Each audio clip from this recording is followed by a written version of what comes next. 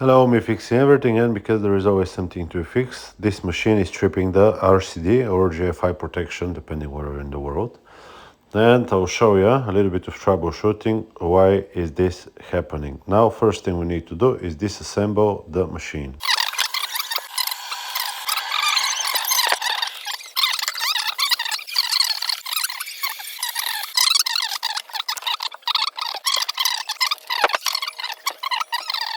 Next step would be to remove the whole water steam rail with the solenoid valves.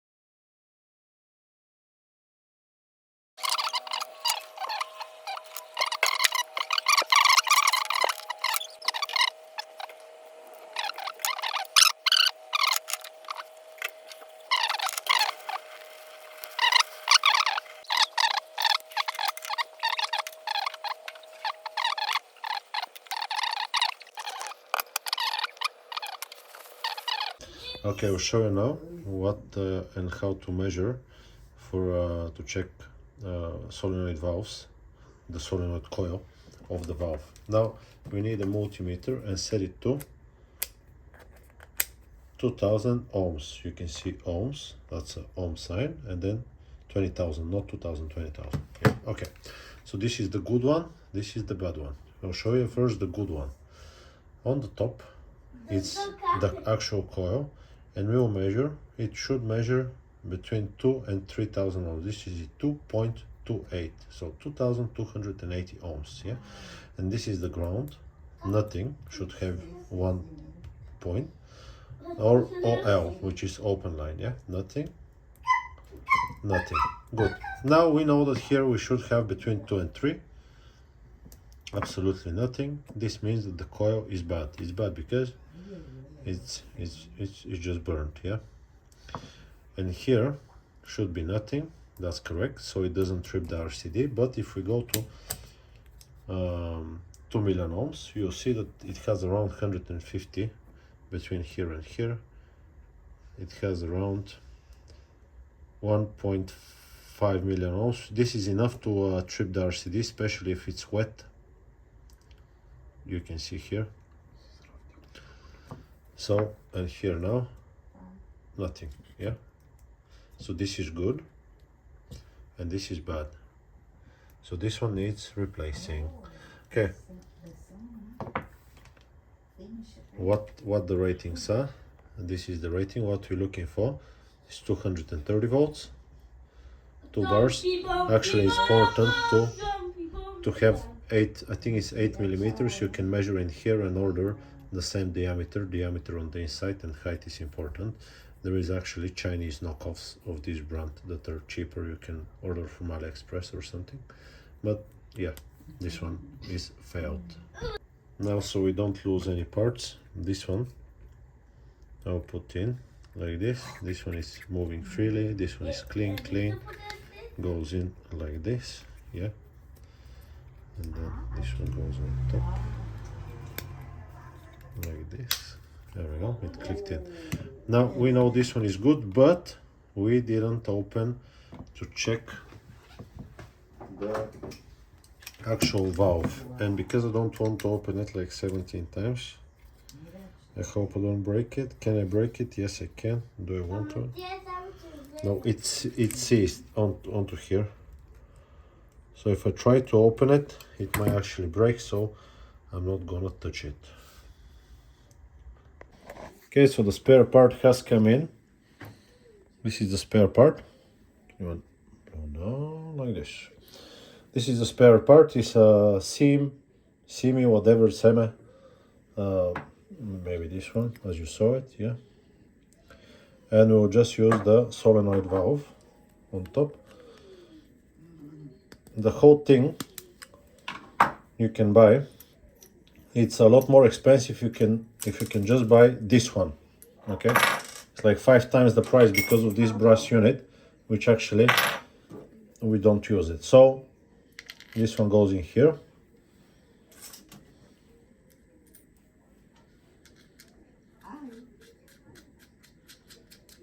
There we go, just like that.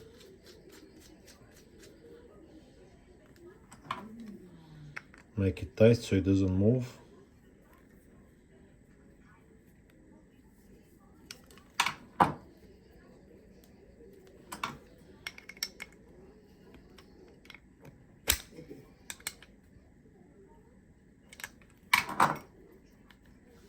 Now it will move a little bit.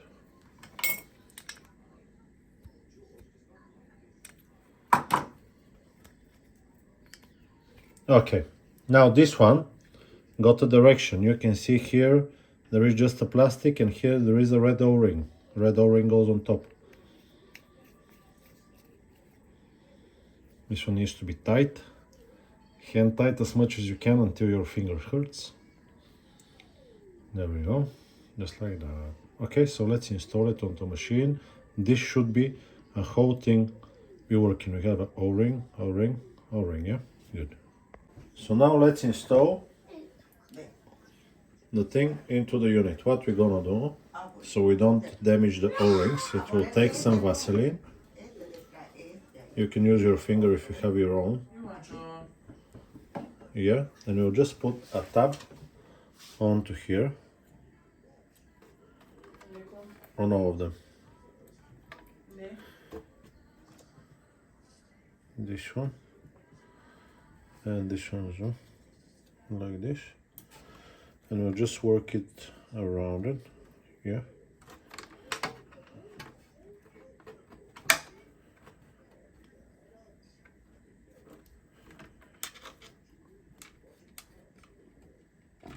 good. So now the pipe for the return flow needs to go in first. Even if you don't see that much, it's the one on top here. I'll show you right here. Yeah, and there is a zip tie that we need to put into. I already prepared the zip tie. I'll just put it into place and we'll chop it. Some snaps on the back.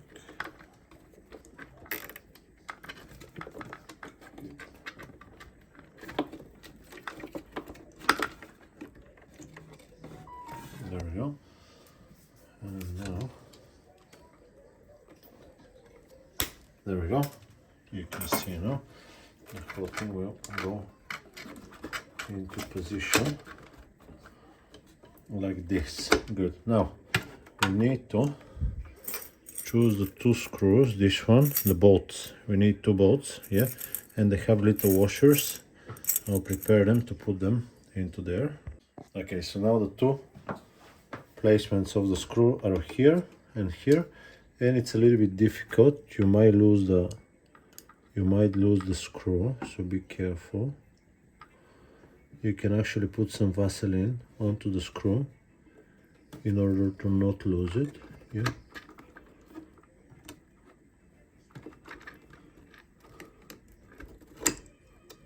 Oops.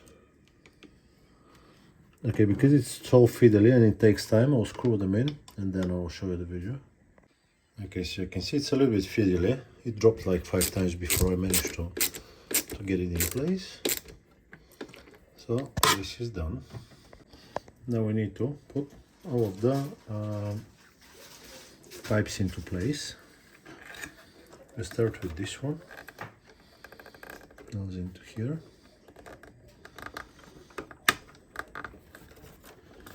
Best thing is if you have a tweezer.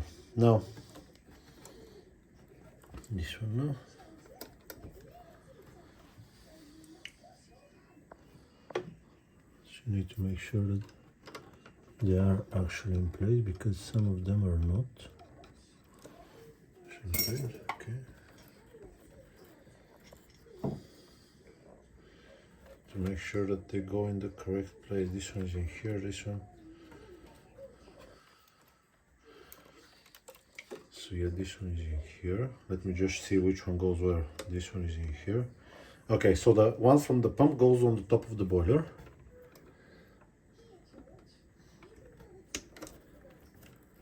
This, okay. So grab now. Now these are the clips. I hope you don't lose them. If you lose them, they cost a fortune to buy. You better buy a broken machine than buying one of these. Okay, so now I'll show you. Push in, and this one should go on top. I'll show you on one easier one, maybe like this one. Yeah, like this, and here goes on top like this. Then we have this one here.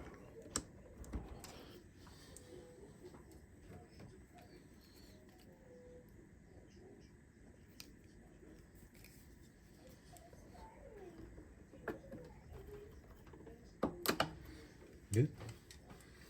Now these two are a little bit more fiddly, so you can pinch it like this. I'll try really gently to put it into place. Like this. And this one on the bottom. I don't know if it's, it does look fine. If you have a needle nose pliers, it's easier, but even with this one can be done. It doesn't want to fit straight away, so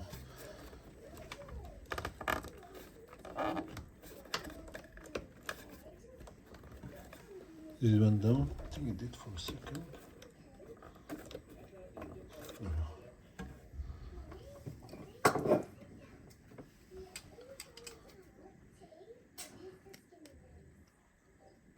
There we go, just like this.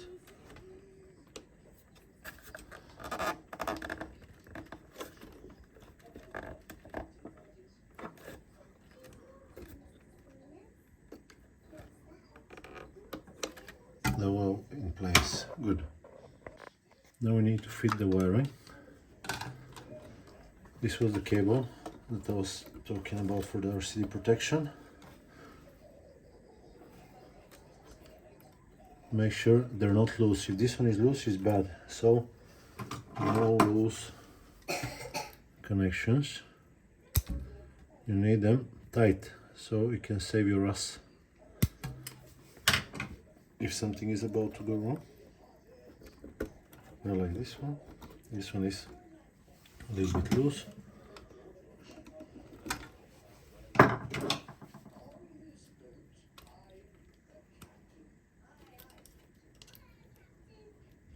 Hope no one claims my video about the animation.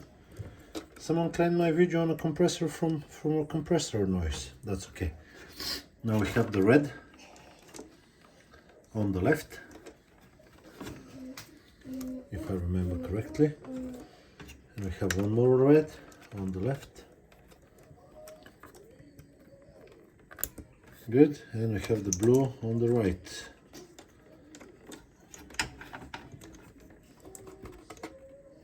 That's proper tight.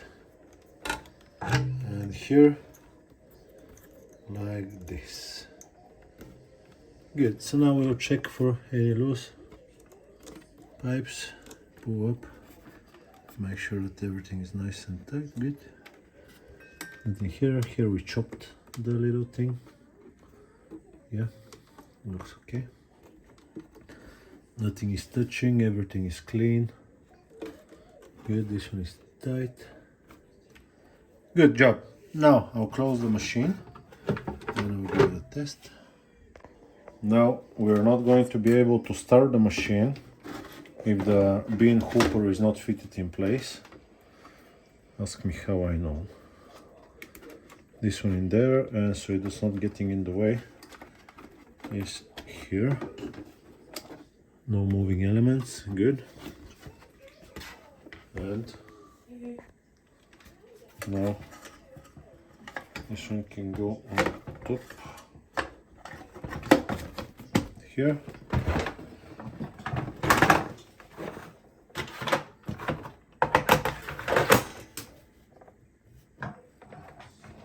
One of the feet fall down, but that's okay.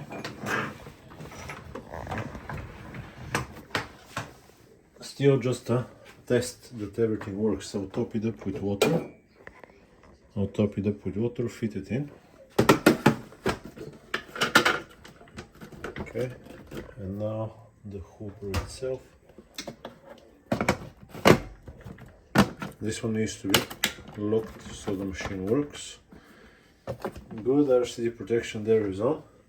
So just move it. I don't have a socket here, so I'll move it, fill it up with water, and I'll check if it's working. So the last time it tripped the RCD protection, I'll turn it on now, we'll see. Okay. So turn the machine on. Good.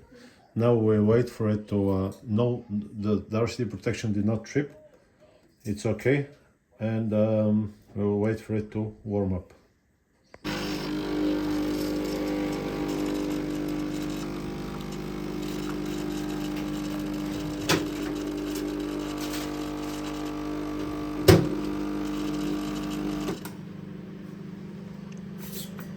Yeah, it does work. It's a little bit low on the coffee grounds, but and I'm using the incorrect basket, but it does work, makes pressure, everything is good.